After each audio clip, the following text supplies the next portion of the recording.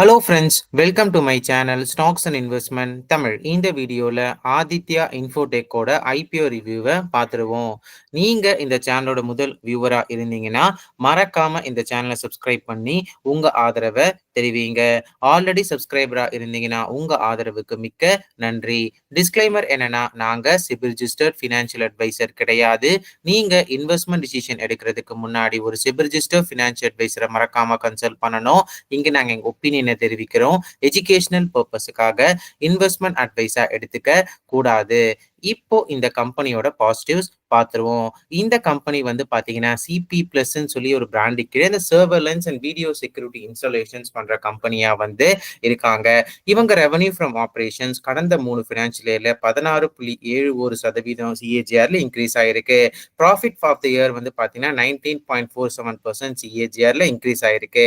EBITDA வந்து பார்த்தீங்கன்னா 80.11% சிஏஜிஆர்ல increase ஆகிருக்கு. இந்த கம்பெனியோட ரிட்டர்ன் ஆன் ஈக்விட்டி 34% இருக்கு. ரிட்டர்ன் ஆன் கேபிட்டல் எம்ப்ளாய் 33% இருக்கு. ஃபினான்ஷியல் 2025ல டெப்ட் பெர் ஈக்விட்டி ரேஷியோ 0.41 அளவுக்கு இருக்கு. பிளஸ் இந்த கம்பெனி வந்து பாத்தீங்கன்னா இந்த வீடியோ செக்யூரிட்டி அண்ட் சர்வேலன்ஸ் ப்ராஜெக்ட்ஸ்ல வந்து பாத்தீங்கன்னா கிட்டத்தட்ட இந்தியால 20.8% மார்க்கெட் ஷேர் வந்து வச்சிருக்காங்க. சிபி பிளஸ் வந்து ஃபினான்ஷியல் 2025ல ஆல்மோஸ்ட் 80% அளவுக்கு மார்க்கெட் ஷேர் இருக்கிற கம்பெனியா வந்து இருக்காங்க. பிளஸ் அது மட்டும் இல்லாம இந்த டிக்ஸான் டெக்னாலஜிஸ்னு சொல்லி உங்களுக்கு ஒரு கம்பெனி தெரியும். அந்த கம்பெனி ஆல்மோஸ்ட் 6.5% அளவுக்கு ஸ்டேக்கு இந்த கம்பெனில வந்து வச்சிருக்காங்க. ஸோ அதனால இந்த ஐபிஓக்கு கொஞ்சம் பஸ்ஸும் இருக்கு. இந்த கம்பெனியோட ரிஸ்க் ஃபேக்டர்ஸ் என்னன்னு சொல்லி பார்த்தீங்கன்னா, இந்த கம்பெனி சில மெட்டீரியல்ஸை வந்து இம்போர்ட் பண்றாங்க.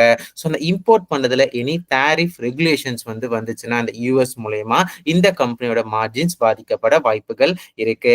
இந்த கம்பெனி ரிப்பீட் கஸ்டமர்ஸ் வந்து கன்சிஸ்டன்டா உயர்த்தி இருந்தாலுமே நியூ கஸ்டமர்ஸ் அடிஷன் வந்து பாத்தீங்கன்னா கடந்த 3 ஃபினான்ஷியல் இயர்ல குறைந்திருக்கு. அது மட்டும் இல்லாம இந்த கம்பெனிக்கு ட்ரேட் ரிசீவபிள்ஸ் கொஞ்சம் அதிகமாகவே இருக்குங்க. அந்த ட்ரேட் ரிசீவபிள்ஸ்ல இருக்கிற டவுட்ஃபுல் ரிசீவபிள்ஸ் மட்டும் வந்து பாத்தீங்கன்னா ப்ரொவிஷன்ஸ் பண்ணியிருக்காங்க. அது கடந்த 3 வருஷத்துல வந்து இன்க்ரீஸ் ஆயிருக்கு. பிளஸ் இந்த கம்பெனி வந்து பாத்தீங்கன்னா ரீசெண்டா ப்ராஃபிட் வந்து பாத்தீங்கன்னா ஒரு ஒன் டைம் கெயின் பார்த்திருக்காங்க. அதனால இவங்க ப்ராஃபிட் வந்து பாத்தீங்கன்னா கணிசமாவே உயர்ந்திருக்கு. இப்போ இந்த கம்பெனியோட வேல்யூவேஷன்ஸ் அண்ட் ஜிஎம்பி எடுத்து பார்க்கும் பொழுது price to earning ratio 21 times earnings இருக்கு ப்ரீ ஐபிஓ பேசிஸ்ல. இது போஸ்ட் ஐபிஓ பேஸ்ல 22 டைம்ஸ் ஏர்னிங்ஸ் இருக்கு. இவங்களோட ஜிஎம்பி வந்து பாத்தீங்கன்னா ஆல்மோஸ்ட் 33% இருக்கு. ஒரு ஷேருக்கு வந்து பாத்தீங்கன்னா ₹225 வந்து பாத்தீங்கன்னா ஒரு நல்ல கிரே மார்க்கெட் பிரீமியம் வந்து தென்படுதுங்க. இந்த கம்பெனியோட ஐபிஓ டீடைல்ஸ் வந்து பாத்தீங்கன்னா ஜூலை 29, 2025 இருந்து ஜூலை 31, 2025 இருக்கு. ஃபேஸ் வேல்யூ ₹1 ஷேர் இருக்கு. இஷ்யூ பிரைஸ் பேண்ட் ₹640 இருந்து ₹675 ஒரு ஷேர் வச்சிருக்காங்க. Lot size 22 shares. அதுக்கப்புறம் வந்து பாத்தீங்கன்னா இதுல ஆஃபர் ஃபார் சேல் அளவு இருக்குங்க. ஒரு 500 கோடி அளவுக்கு ஆஃபர் ஃபார் சேல் இருக்கு. எம்ப்ளாயி டிஸ்கவுண்ட் வந்து பாத்தீங்கன்னா ₹60 அளவுக்கு இருக்குங்க.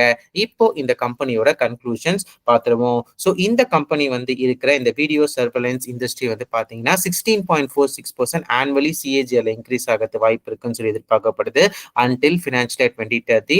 ஸோ இந்த கம்பெனிக்கு ஆப்பர்ச்சுனிட்டி இருக்கு.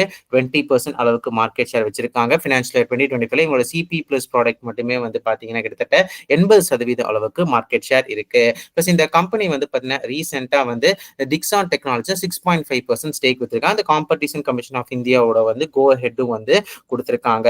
பட் இந்த கம்பெனி வந்து பாத்தீங்கன்னா இப்போதைக்கு இவங்களோட வேல்யூவேஷன்ஸ் வந்து அவங்க ரெவன்யூ growthக்கு இன் பாரா இருக்கு. அது மட்டும் இல்லாம வந்து பாத்தீங்கன்னா இவங்களோட ஒன் டைம் ப்ராஃபிட் ஒன்னு இருந்ததுனால வந்து பாத்தீங்கன்னா அவங்களோட ப்ராஃபிட் ரீசென்ட் டைம்ல வந்து பாத்தீங்கன்னா ஆல்மோஸ்ட் டபுள் ஆயிருக்கு. பிளஸ் இந்த கம்பெனி வந்து இந்த டிக்ஸான் பேக் பண்ணதால ஜிஎம்பி நல்லாவே வந்து தென்படுதுங்க. ஸோ இப்போதைக்கு இந்த ஐபிஓக்கு வந்து பாத்தீங்கன்னா இந்த ஐபிஓ பிரைஸ் வந்து ஒரு நல்ல ஸ்டாப் லாஸா தேவைப்படும் சொல்லி நான் நினைக்கிறேன். காரணம் என்னன்னா போஸ்ட் ஐபிஓ இந்த ஒன் டைம் ப்ராஃபிட் இல்லாம எப்படி இவங்களோட ரெவன்யூஸ் வந்து ப்ராஃபிட் மார்ஜின்ஸ் இருக்க போகுது.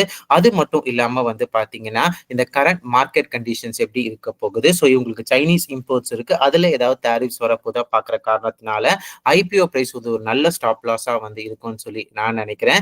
If you are willing to invest in this IPO.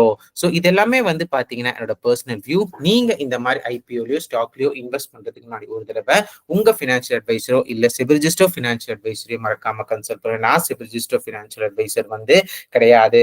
இந்த வீடியோ உங்களுக்கு பிடிச்சதா லைக் பண்ணுங்க. ரெகுலர் வீடியோ அப்டேட்டுக்கு பெல் ஐகானை கிளிக் பண்ணுங்க. மறக்காம stocks and investment Tamil channel subscribe பண்ணுங்க. தேங்க்ஸ் ஃபார் வாட்சிங் stocks and investment Tamil channel.